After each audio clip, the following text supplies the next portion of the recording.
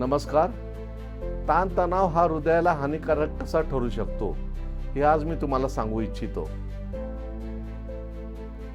आपल्याला जीवनामध्ये जो काही ताण होत असतो, हा ताण आपल्या शरीरामध्ये दोन प्रकारचे जे हार्मोन्स आहेत, विशेषतः ॲड्रेनालिन आणि कॉर्टिझॉल, हे दोन हार्मोन्सची वाढ होते असते आणि त्याच्यामुळे आपल्या रक्तवाहिन्यांमध्ये एक प्रकारचा दाह निर्माण होतो आणि तो दाह निर्माण झाल्यामुळे आपला ब्लड प्रेशर, शरीरातलं कोलेस्ट्रॉल, रक्तातली साखर या गोष्टींवर विपरीत परिणाम व्हायला लागतो आणि अशा कारणामुळे रक्तदाब वाढणं, हृदयाचे ठोके जलद गतीने वाढणं, अशा प्रकारच्या गोष्टी आपल्याला दिसायला लागतात आणि अशा गोष्टीमुळे हृदयावर अतिरिक्त ताण निर्माण व्हायला लागतो.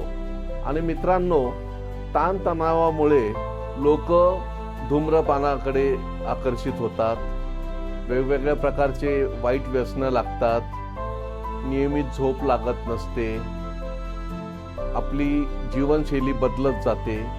अशा या गोष्टींचा नाही म्हटलं तरी विपरीत परिणाम आपल्या हृदयावर पडायला लागतो आणि हृदयविकार निर्माण होत असतो.